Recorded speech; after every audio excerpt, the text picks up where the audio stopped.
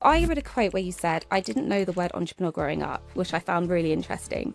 And I think when I look back as well, I don't think I heard that Yes, quote for, until my teenage years. yes, yes. So what was your first exposure to business or independence, even before you had the language for it? My grandfather used to run a small business, and what he used to do was ship barrels back from the UK, people returning to Jamaica from the UK or different parts of the Caribbean. So he used to have a business where he used to do shipping. And so that was maybe that gave me a little taste for working for myself. But how do you describe BBI? And what sparks the idea? I ended up having a conversation with a fellow entrepreneur, and just a passing conversation, but he was super passionate about it. I was super passionate about it. I said, you know what, I'm going to write a business plan to see how we can make a difference.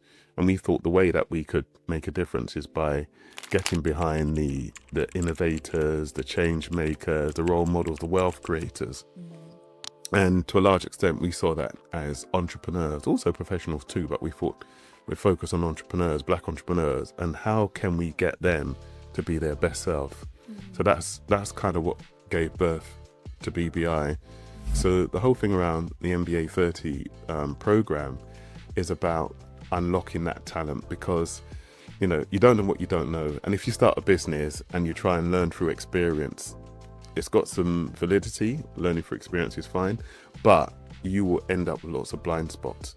And to actually grow a business that can really develop and grow and scale and be worth millions, many millions, there's some science involved, and you need an academic intervention to realize that full potential. Without it, you'll be sort of feeling around in the dark, and you may achieve some success, but you can never achieve your full potential.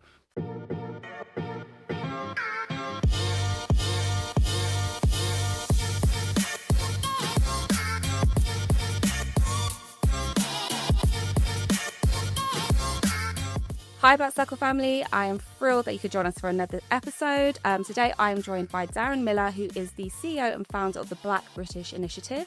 From Nunhead to the boardroom. Oh, indeed. You were changing the journey. Yeah, what a journey. You were changing the landscape for Black British entrepreneurs. Thank you. And so I always like to start at the beginning. Yes. And let's dig into kind of like the roots. So I know I mentioned in the intro that you came from Nunhead. Yes. Very close-knit Jamaican community. Oh, very much. So what did that environment give to you growing up? Well, a really strong sense of community.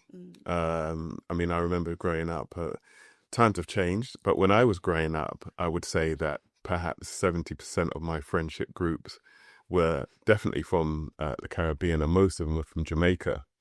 That's not the case anymore. I meet people that are from different parts of the continent, African continent, and so on. But it was, there were so many similarities in our upbringing. You go from one person's home to another, and the furniture, the ornaments, Yeah. the things you would see, they would be so consistent. And so you'd really feel like it's almost different from one home to another home to home, but they're all interconnected. They're all very similar. The food we ate, the music we listened to, the commonalities were incredible when I was growing up. It's all very different now, of course. It is. And so, like I said, in that close-knit community, what kind of sense of in your early years, how did that contribute to your journey, the start of your journey? I think it's the cohesion. I felt a real sense of cohesion, and there was a profound respect for elders.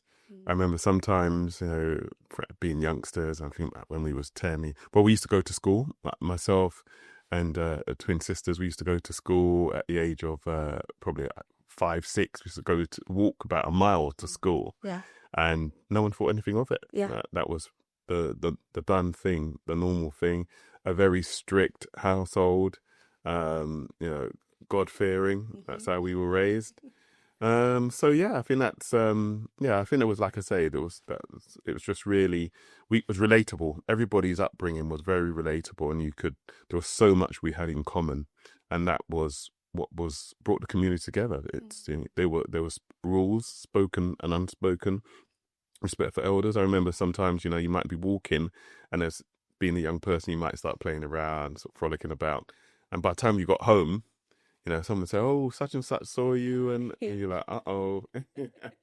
everybody was an auntie or an uncle, even if they weren't. Yeah. So that's how it was back in the day. Like you said, there's that level of respect that Yeah. existed. And so you mentioned about walking to school and no one thinking anything of it. So what was school like for you, and how did it shape or limit your sense of what was possible? So for those who don't know, so Nunhead is sort of sandwiched between Peckham and East Dulwich. And we're talking about when East Dulwich wasn't posh. It's posh now. Peckham's posh now, right? Yeah. But it was very different then. And going to school, I went to the thing that shocked me actually. So my primary school was quite nice, a kind, relatively genteel place. And then I went to secondary school. My secondary school was in Brockley. And, little did I know, there were some really tough schools in my area. There was a school called Peckham Manor. So don't go to Peckham Manor. There was another school called Thomas Carlton. Whatever you do, don't go to Thomas Carlton. So I went to a school for Samuel Pepys in Brockley, and it looked a little bit greener, a little bit more leafy. But I just jumped from the frying pan into the fire. I remember my first day at school and I saw a fist fight. Primary school, I didn't really see any real serious fist fights where you can hear the thuds of punches against skin. And that was my baptism. I was like, whoa, what have I just walked into? So it was a very tough school. It sounds like it gave you a tough layer of skin that would kind of carry you on. Oh, you make a really valid observation, because going through that, surviving in that school gave me the life skills I need, and the temperament, the toughness, the resourceful. You have to be resourceful as well to survive life, because it really was like a training ground, and there were people there ready to bully you if you allowed yourself to be bullied, and so you had to stand your ground. You had to learn that from a very early age. Absolutely. And even in the workplace, I think that those skills are applicable. You have to kind of stand your ground, and bullying exists, unfortunately, in those spaces. So it teaches you how to do that and in what manner to do that in. Yes. So I read a quote where you said, "I didn't know the word entrepreneur growing up," which I found really interesting. And I think when I look back as well, I don't think I heard that quote for, until my teenage years. So what was your first exposure to business or independence, even before you had the language for it? So, when I was growing up, I really wanted to be a professional because I wanted to make like all children, want to make your parents proud. So, I wanted to go into banking or something really respectable where your parents would talk about you in glowing terms. But my grandfather used to run a small business, and what he used to do was ship barrels back from the UK, people returning to Jamaica from the UK or different parts of the Caribbean. So he used to have a business where he used to do shipping. Not major shipping. I'm talking about transporting goods back and forth. And so that was maybe that gave me a little taste for working for myself. But I think it's like so many people in our community, sometimes there's a catalyst which gets you to start your own business. And my journey was no different. I worked for an employer. It was quite a big part of an American corporation that I worked for. There's a company called Otis. They make lifts and escalators. People, you probably see their product all the time. I worked for them, and there was an incident at work where I wasn't there, and I was able to prove that I wasn't there. But yet when I got back, my boss blamed me for something, and I said, "Well, hold on a minute. If you look through the paperwork, you can see that." He said, "We looked through the paperwork, Darren, and we can't see your signature, but the so and so said it was your fault." And so if anything like this happens again, I'm for the high jump, and I'm taking you with me. Wow. I was like, whoa, what kind of place is this? And from that day, I said, I'm going to leave here. And 6 months later, I was gone. So that was my catalyst. I said, it's effectively, we didn't have the language then, toxicity, and it wasn't called that. It was just like, whoa, what is it? And so I decided I was going to leave, and that was it. It was just desperate to work. And then, but one of the things I learned when I used to work for that company, I was able to take on projects and deliver the projects, relatively complex projects. I think about how young I was. I was in charge of some things that had big numbers attached to them, and I was able to deliver that very successfully until I realized, you know what? If I can do it for them, and I was working late, I used to come in early, finish late. Well, what on earth am I doing? Why am I doing it for these people who don't appreciate me? I'm gonna do it for myself. I love that. It's even at that early age, you had the tenacity and that spirit of independence and self autonomy, which is all the ingredients I think you need as an entrepreneur, right? Yeah, absolutely. And so that kind of leads me into the creative hustle and those early wins for you. So you launched your first business at 20. Yes. So what did that look like in practice as a 20-year-old? Yes. Well, it was really hard. You know, unlike other communities, you know, like for instance, the Indian community, the Jewish community, there are lots of other communities where they have people around them, like uncles, aunts, grandparents, lots of people in business. And so you have an opportunity to learn through osmosis. You have lots of points of reference that you can speak to everything else. We didn't have that. Although we had lots of other attributes in the Jamaican, in the black community where I grew up, we didn't have people running businesses, lots of businesses. And so we really were pioneers starting from scratch, and it was daunting when I look back. But, you know, you're young and you believe you can conquer the world, and you're exuberant, you just go for it. That's self. Yeah, but what did it look like? It looked like a lot of risk when I look back now. I had my first property when I was, how old was I?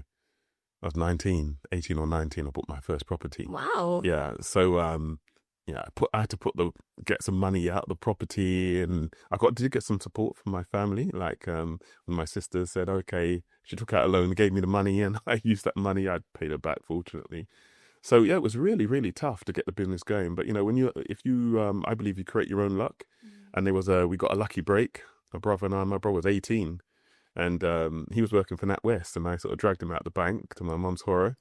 So we started working on this business together, and we got a lucky break. And then we was able to, because you know what it's like with business, you have to get your first client.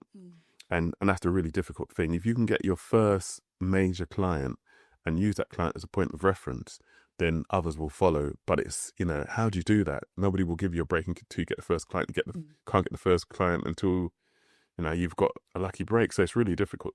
But we got past it. It's a little bit of a double-edged sword at times, isn't it? And and chicken and egg. Yeah, exactly. So, I mean, for anybody who's listening who's in that predicament right now, what would your advice be for that, to break that? Well, first of all, do your research. You know, when I look back and I think about that business, we did write a business plan, and I did get it. We had an accountant that we went to. So in many respects, we did everything right. But when I look back, what you'll find in many instances, the business plan that you write and the business that you end up running are very separate. And so I think, well, on reflection, I could have done a lot more research, because our initial target market is not where we secured business. We secured business elsewhere in the end. So research, and more research. And now, I mean, when I was doing business, there was no internet. There was no Google. Anything like that didn't exist. But now there is loads of data points. And anyone starting business now, they should research and use lots of data points so they can make informed decisions. It's wise advice. And so you mentioned owning property at 19, which is an incredible feat, especially back then when the opportunities weren't so, and the doors weren't so open for us. So you moved into property, then luxury interiors, two spaces that are rarely built for us. So what drew you into that? I mean, obviously you owned property, but what else drew you into those areas? Well, it was, you know, after we had, we tried to expand the first business that we had, we tried to expand it. And this is, I guess, when I look back now, these are some of the lessons and some of the reasons I started BBI. So we had this business. The business had potential to do really, really well. And we had some really significant clients. And we went to the bank, one of the big four banks, and we said, look, we've got this client base, we've got this proven income, and we can scale. We just need to buy this equipment. And if we give us this money, we can buy the equipment and we can double our turnover. Would they give us the money? No. And so we had to exit the business.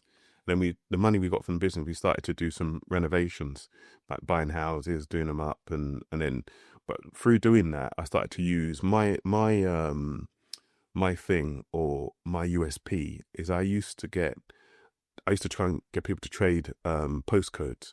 So, for instance, I might do something really nice in Clapham, and it might be right at the very top of the price band for Clapham, but it might attract somebody from Battersea, and at the time, Battersea they started to call it South Chelsea. So somebody might go, okay, you know what? we can buy a 2-bedroom flat in Battersea, or we can buy a 3-bedroom house. So that was my thing. And I used to use really nice products to give me the edge. And then the people I was buying from started to recognize what I was doing, and then they asked me to represent them. So that's how I ended up moving from property into interiors and eventually working right at the very top end. Those early deniers who wouldn't give you the funding, do you think that your race had anything to do with that? Absolutely. Yeah. Absolutely. Because there was a record at the time. There was a record shop called Dub Vendor. Oh, I know Dub Vendor. Yeah. It was over in where was this? It was in Battersea. Yeah. And so the guy, he looked after Dub Vendor. He's like, I'll go and see the boys down. And so it was really weird because he was acting like he kind of was familiar with the community and that. But anything substantial, and it wasn't huge sums of money. We wanted 50k, right? Which is a fair sum of money, but we could demonstrate we could repay it. But so he was happy to like give you small little bits of money, but if you're trying to do something really significant and major, they just don't have the confidence. Then they didn't have, and it's true now. They just don't have the confidence to give you that money to do something, that investment you need to do something significant. And so, it sets you up for failure, because if they don't give you what you need, or they give you half of what you need, then you're always constantly scrabbling around trying to find here and there, and ultimately, your chances of success are lessened. And that's a big problem, especially for our community, and we'll kind of touch on that a little bit. So what do projects like functional art at the Saatchi or Luxury Cave teach you about brand value and storytelling? So this is again with some of your other ventures that you went on to do. Yeah. So functional art, that was really about taking an exquisite product, but the product was it was limited by what it was. But if we could actually get it to be seen as a piece of art, because some things in the world don't really make sense, right? So you could have something like a vehicle, which is like you can metal, it's chairs, something really substantial. You can sit in it, get you from A to B, and then you can have a painting. So even if you think about a super luxury, a lovely luxury car, say a Mercedes or a BMW, it could cost you £50,000, £80,000, £90,000, and then you have a painting, which is just ink on a canvas, right? And that could be worth at an auction £2 million. And so you think, wow, how did if you came from another planet and you saw these two things side by side, you couldn't understand why that's £2 million and why that's £80,000 as an example. So what we decided to do was to take this item and make it and project it as a piece of art, but art with function. And by doing that, it kind of jumped the price bracket, and people were willing to pay more for it. So it was a clever way of marketing a product. So I mentioned Black British Initiative, so I want to dive into that a little bit more. Sure. So for anyone who's hearing about it for the first time, how do you describe BBI, and what sparks the idea? So it was a George Floyd moment. I'd exited one business, about to start another, and then remember there was the COVID, so everybody was stuck at home, and then there's this man, a black man, killed in broad daylight, crying for his mother. It was so shocking, so disturbing, and I guess it happened all the time. But the thing about COVID, it got everyone to stop and be still and to really think about what's important, and that touched me greatly. And I ended up having a conversation with a fellow entrepreneur, and just a passing conversation, but he was super passionate about it. I was super passionate about it. And what could have been a very quick conversation went on for hours and hours and hours. And at the end of it, we could have walked away. And, sometimes you have a passionate conversation, don't you? And they'd say, all right, bye. And then you get on with the rest of it. But I didn't. I said, you know what? I'm going to write a business plan to see how we can make a difference. And we thought the way that we could make a difference is by getting behind the innovators, the change makers, the role models, the wealth creators.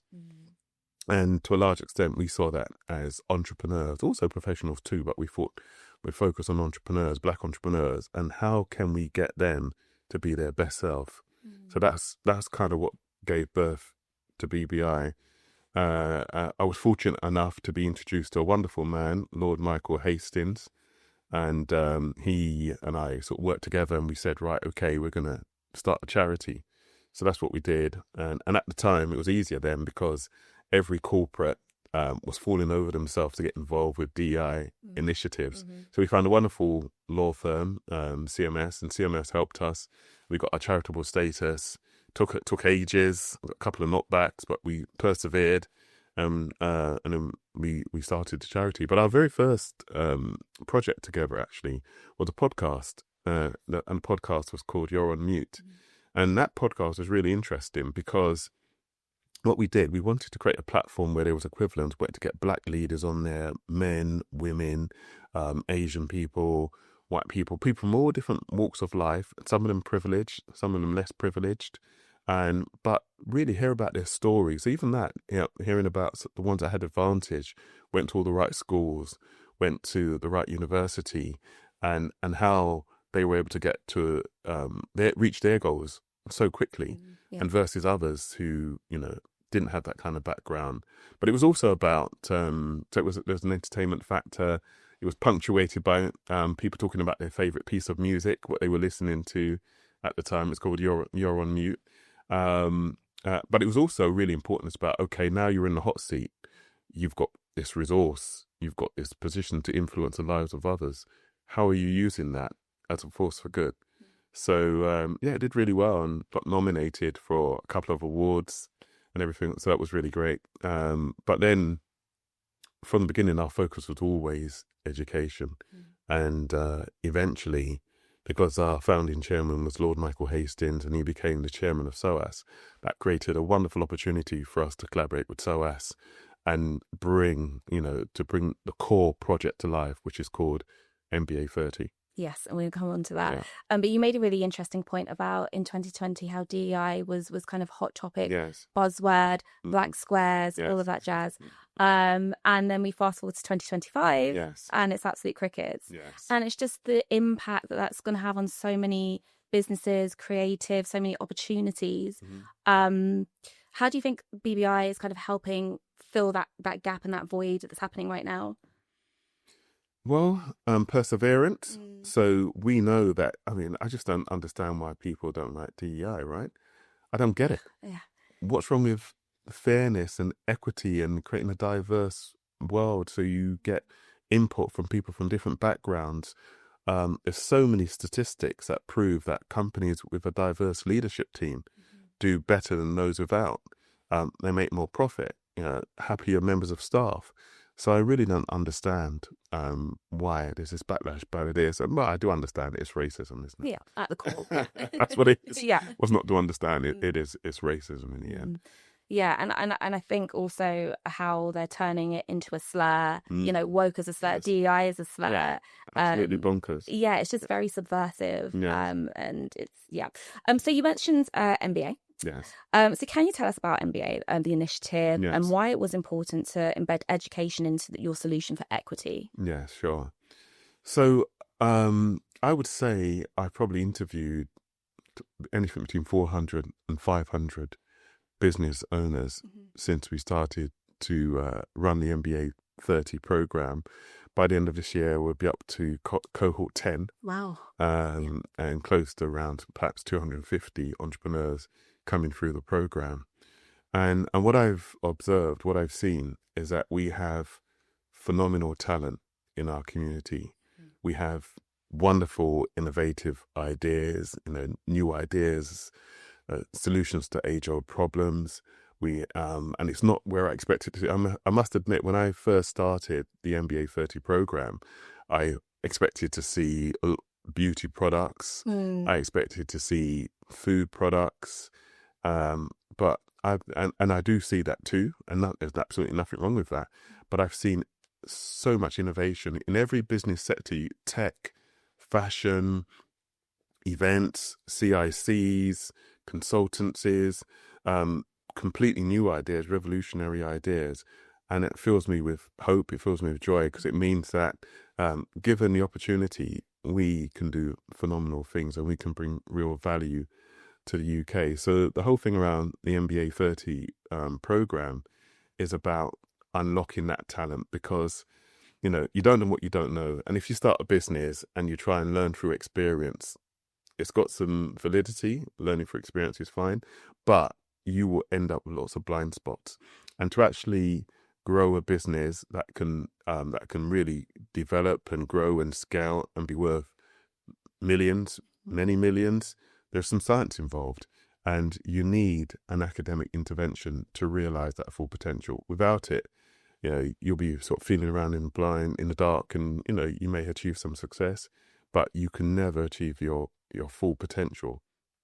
After all, depending on what space you're operating in, many of your competitors will have the benefit of executive education. You think about the most successful entrepreneurs, bar none. You think about someone like the owner of Bloomberg, Michael Bloomberg. He's got one.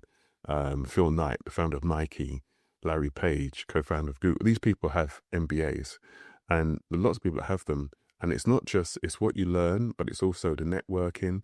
It's also giving you the skills, insights, how to think, how to approach, how to do problem solving.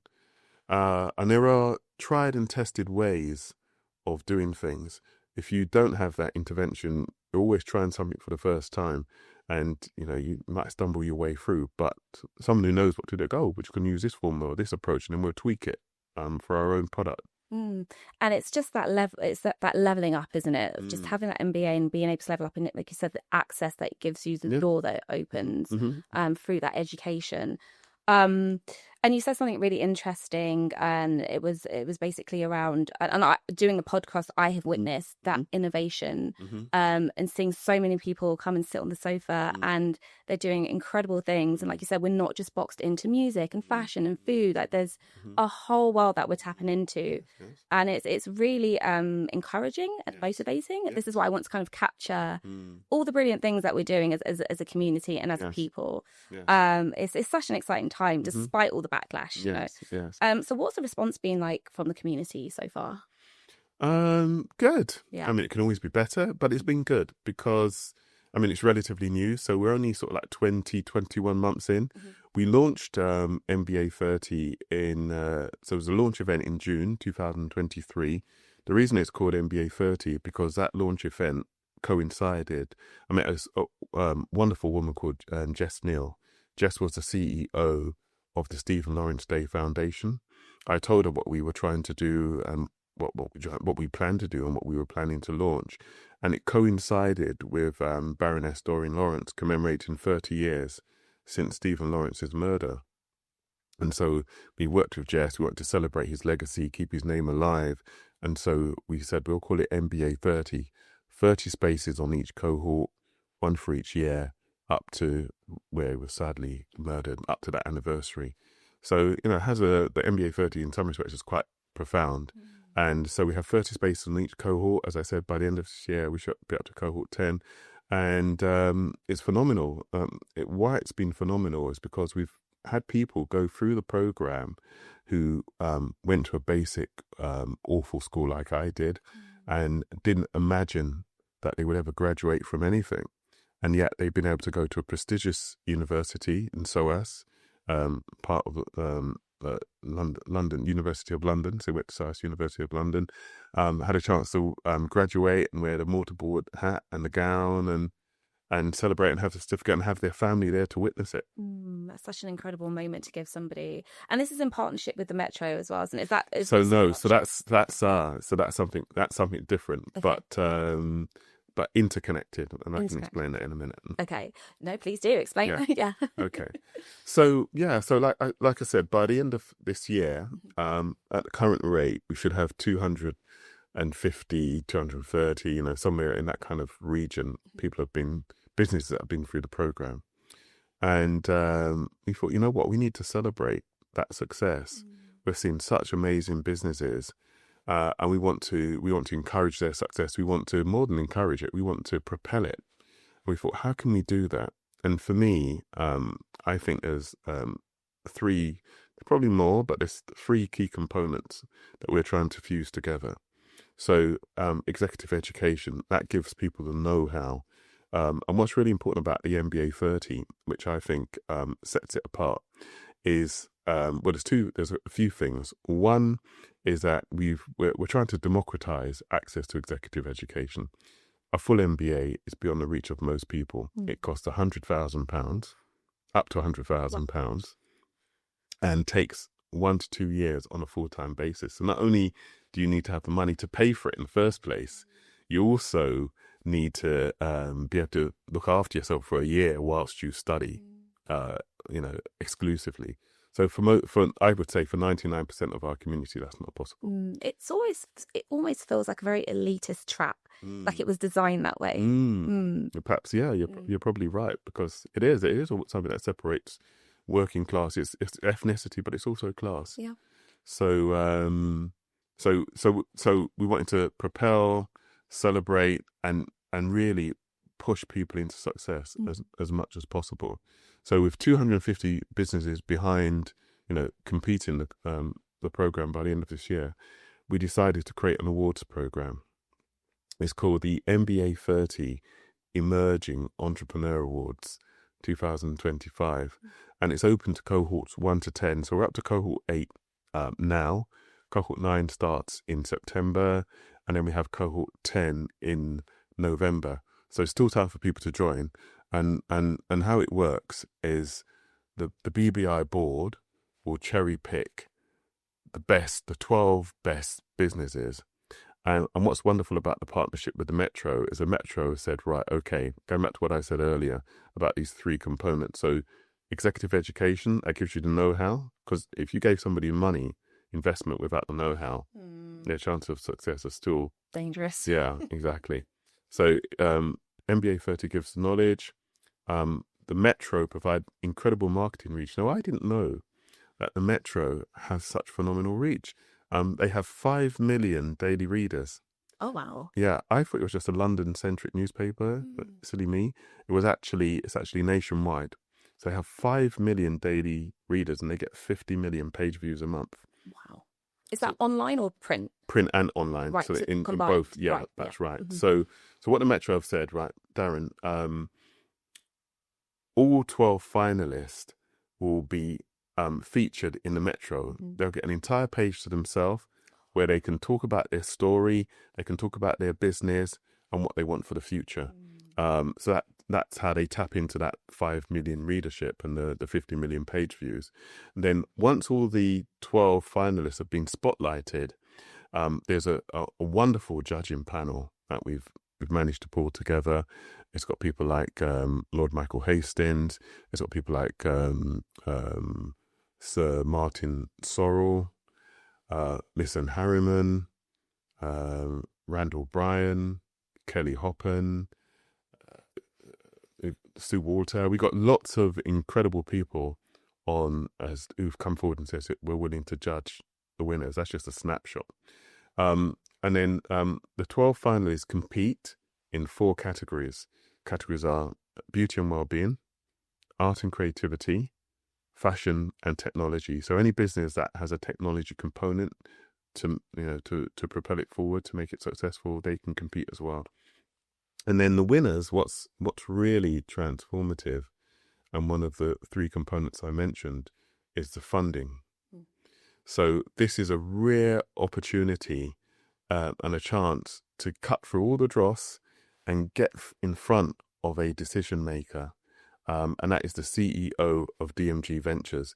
So a wonderful man, Manuel, he's agreed that the winners for each category can come and pitch to him for seed to Series A funding, which is 250K to 1.5 million.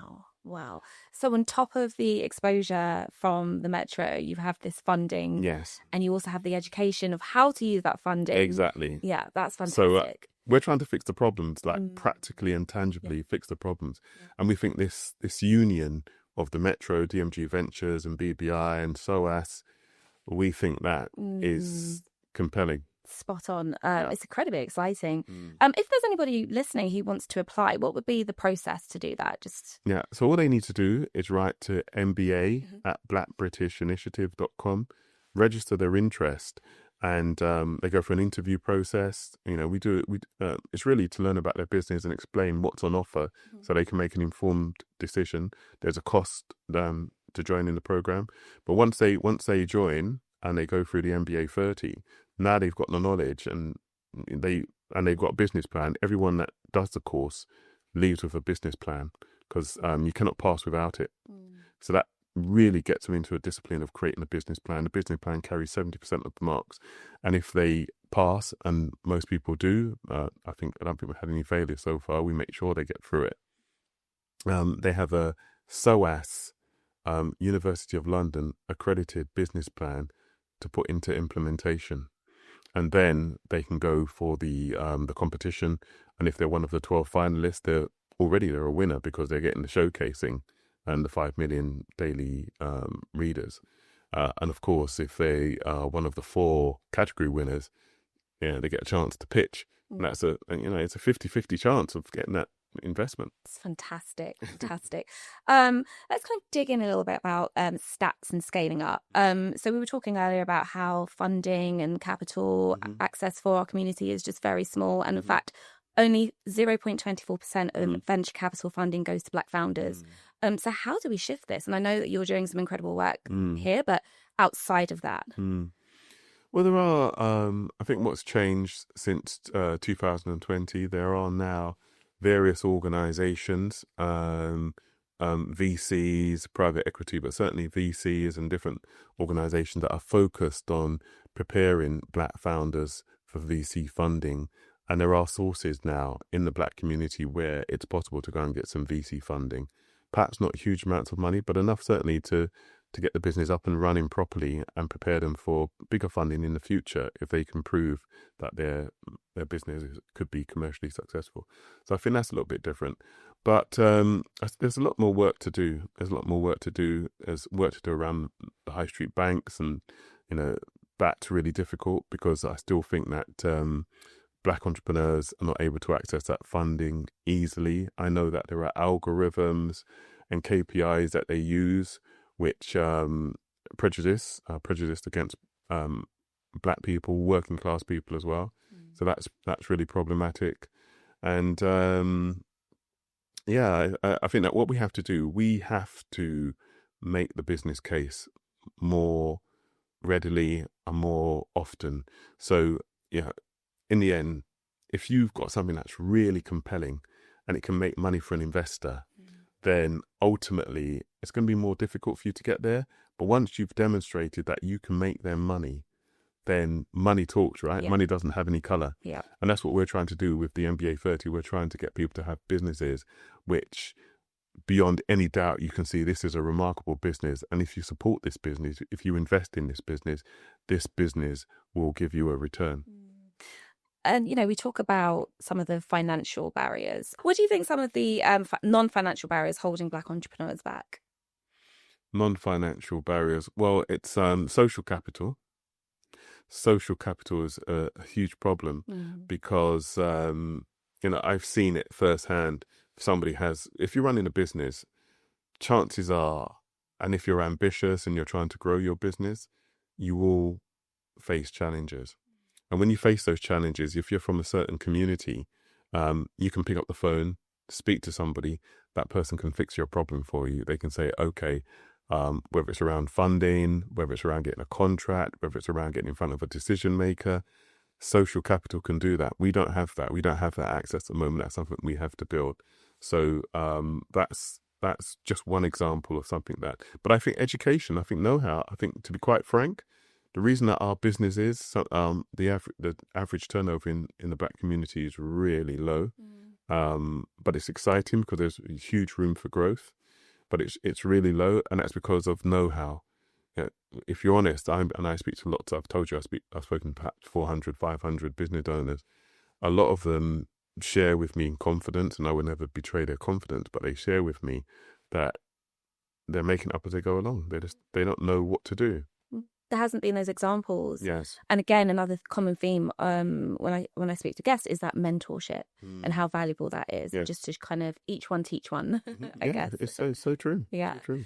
So let's talk a little bit about legacy. So what does legacy mean to you in this season of your life? Well, hopefully I've got a few seasons left. Yes, you do. I'm joking. But what does it mean? It means preparing the way for the next generation. When I think about my own family, my children, I think about what's what does their future look like? You know, AI is changing everything so rapidly, and what are the jobs of the future? This is something recently where they interviewed a number of children, and about 80% of the class said they want to be influencers. Oh my goodness. But if we think about that, let's take it 10 or 20 years ago, they might have said pop stars or singers. So it's the influencers are the new celebrities. So that kind of makes sense, but it's still a bit, yeah. So it's really thinking about, for me, legacy is, I think it's about preparing the next generation. We don't know what the future holds. We're not sure what direction it's going to take. But if we can give them the skills, the knowledge to be tenacious, to be robust, but also to approach business and entrepreneurship in a professional and thorough way, that's the best we can do at this stage, because nobody knows what shape the future is going to take at the moment. Absolutely. And if we look at 10 years from now, how would you like BBI to be remembered? Well, our mission is to get, we want to, so at the moment, BBI is London centric because we work with SOAS, and SOAS is obviously in central London. But the mission is to scale what we're doing nationwide. We're going to have delivery partners in Birmingham, in Manchester, across the UK. And we want to get at least 5,000 entrepreneurs through the program in the next 4 to 5 years, and obviously double that number. So that's our mission. We really want to create wonderful exemplars, people walking around with know-how, fantastic case studies, who have grown their business from a small kernel into something that's really amazing and considered as being great by everybody, regardless of their skin color. That's what we want. And we need wealth. Let's be honest, we need wealth in the community. We had wealth in the community. We've seen how entrepreneurs, some of the wealthiest entrepreneurs, how they can impact not just their own local communities, but how they impact governments. And policy. Yeah. Shape up. Yeah, absolutely. So that's what we need. We need people with enough economic clout to change policy, so policy can be fair, equitable, and access can be easy. Absolutely. And finally, what's next? Any new ventures or ideas or publications? Anything that you're sitting on that you can share? We're trying to get our heads around how we can bring technology into what we're doing to make it more accessible and speed up the process. We're thinking about that. We're also thinking about a world-class event that we're planning as well. We still believe in DEI. So it's going to be this event will be through a DEI lens. I think that we do have a couple of projects we're working on, but they're not ready to talk about publicly. I'll have to come back and give you an exclusive. Definitely, that would be amazing. You're just planting extraordinary seeds, and they're going to be fruitful. The trajectory and everything that you're doing is just going to be so fruitful and amazing. It's really kind to say, so I hope so. From your mouth to God's ears, as they say. Definitely. Before I let you go, I always like to end on leaving viewers something to think about in terms of values. So I'd like to ask you a value that you hold for your personal life and a value that you hold for your professional life. So let's start with your personal life. And it can be a word or a paragraph or a chapter. Personal life. So for me, it's family. Family is really important. It's about support. It's about love, but practical love. Like if you see somebody in need, it's not enough to say, "Oh, I love you," and then not help them. You've got to try and help them. So that for me, that's really important. I think purpose is important as well. We're thinking about, especially in a business sense, like, are you acting in a really purposeful way?